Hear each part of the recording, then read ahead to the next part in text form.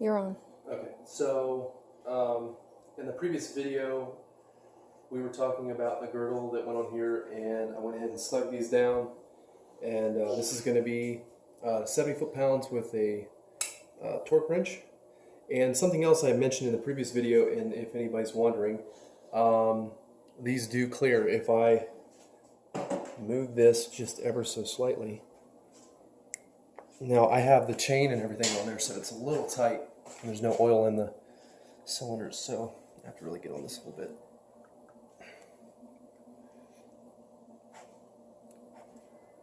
If you come over here and look at this, I'm not even gonna gauge that. It's got plenty of clearance. I mean, right here is what we're looking at, and as it moves through the stroke, if I push it down some more,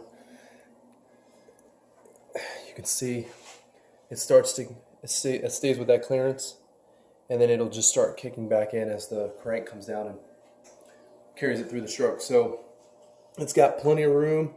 All our clearances are good. I'm really excited. Everything, usually you run into a bunch of problems when you start putting different parts on a package, and everything clears. I don't have to clearance the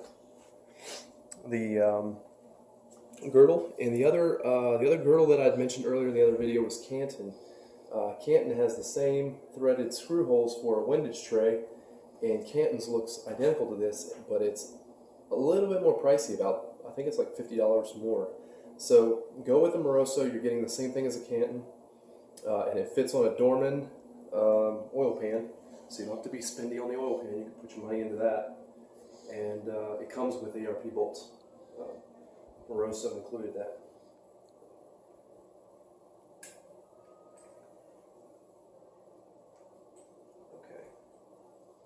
So I'm going to put this on 70 foot-pounds, because that's what ARP calls for on the cat bowls.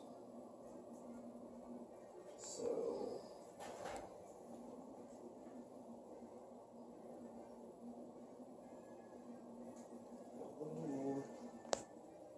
right there. Alright, so I'm going to go from inside out, so I don't.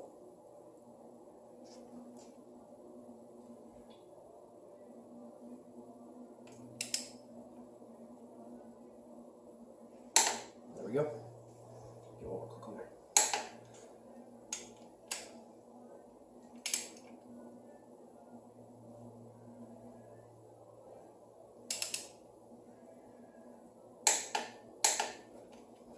Alright, so I'm going to go, my build manual doesn't say that there's actually a sequence on this, and if I'm wrong, please comment. But what I'm going to do is I'm going to start from the inside out, so that as I go to the outside, I'm not putting any more pressure directionally from, like if I were to go inside, then I would have maybe a buckling, create my own buckle if I start from the inside out. So I'm going to start here, and then I'm going to go in a star pattern. And that should please most of you. If it doesn't, oh well, not your engine.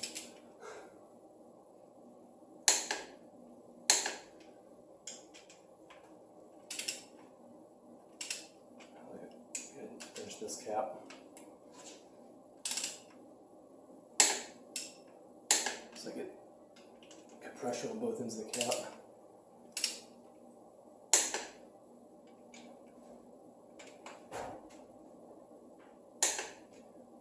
Torque wrench is still zeroed.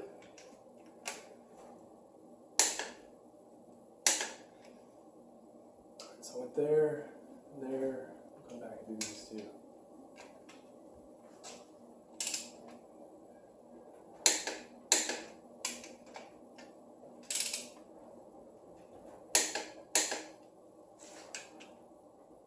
Let's see, I did those.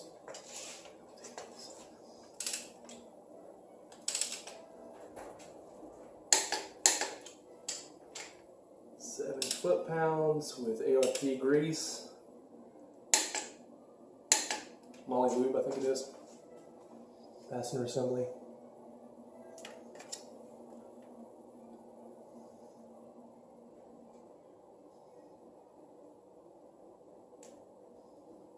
ARP Ultra Torque Fastener Assembly Lubricant. I use 70 foot-pounds. because that's what they told me to do. So we have, everything's good. I'm going to go back and do one more click on everything. Makes me feel good.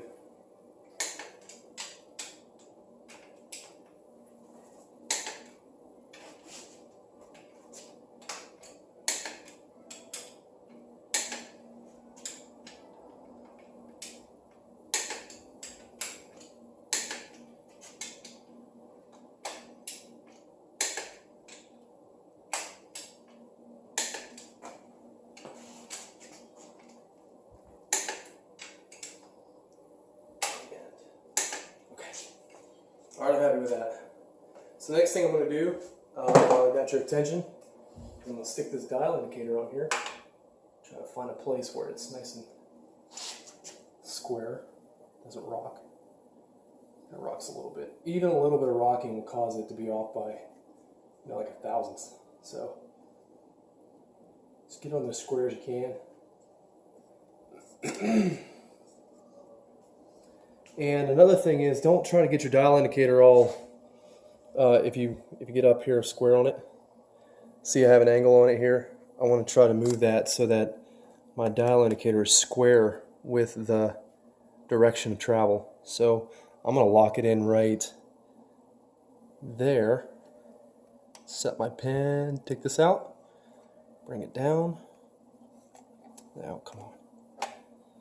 I'm going to give myself a little extra room.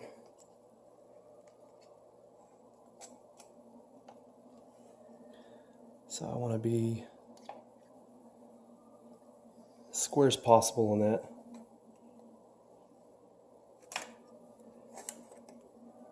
The magnet quit jumping off there. Okay. And then we zeroize the dial. Let's see, let's zoom in there. And so the dial is sitting there. Tighten this down too.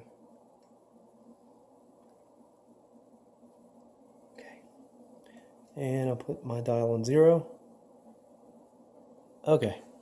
And the next step, since I torqued all of those, I want to just verify that I am still good on my shaft end play. This shaft, when it was set up, was 0.005. And I need to be between, I think it was 0.003 and 0.006 is what it was actually shooting for. So this is all the way at the end. So if I put it back this direction, I'm going to need to get a little bit better. I'm going to have to get a better screwdriver.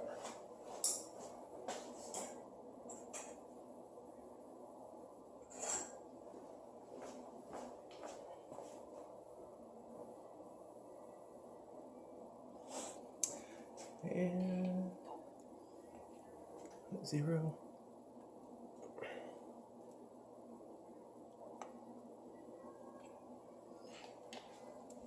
There we go. Let's get a little movement on there. So I got 1, 2, 3, 4, 5. Yeah. So I'm moving that just barely with the screwdriver. Can you come back over here? Check this out. You'll barely see the crank move. So I'm just going between the crank and the here and here. So if I move it, I'm not going on the bearings. I'm not trying to mar my bearings all up.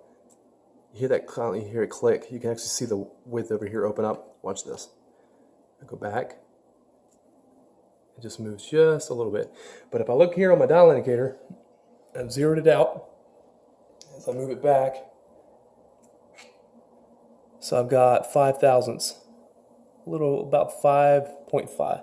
So 0.055. So that's still good. That was still close to what the builder put in there. I'm okay with that. It's not moving too much, and we verified that all the tolerances are right. You can even look and see there's a little in play here on each one of these. See that little bit of in play. So you can take your dial indicator and just make sure that all your clearances are just right.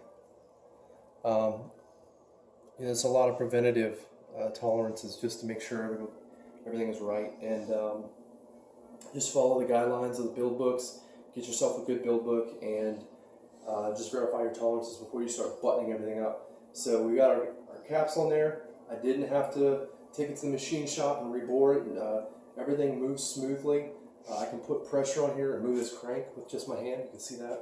That's also including a chain, sprocket, and the cam is actually installed. So there's quite a bit of resistance because it's not lubed, but I mean it's lubed for assembly, but it's not lubed, you know, in the cylinder wall. So moving this with my hand is fairly easy, and I'm going to check the. Let's see how that moves along. It moves freely, and I'm going to check the. I have a couple of different tools I can use to check the crank as I spin it. And this will give me. This is a little bit different style of torque wrench. This is an old school one. So as I put torque up here, as the bar bends, it's preset to give me a torque as I move it along. This is an old Sears Craftsman torque wrench that I picked up at a pawn shop, and I just thought it was so cool. But this is a little bit different. I forget what they call this style.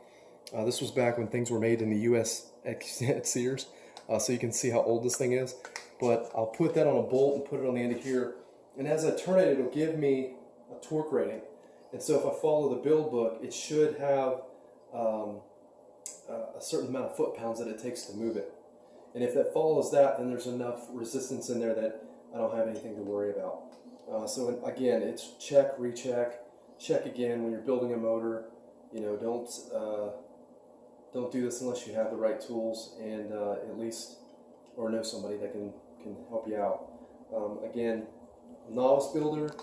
I'm enjoying myself as I do this, but this isn't my first time, and I'm just trying to go slow and take everything into account that I can for clearances and set the engine up properly so that I get plenty of years out of it.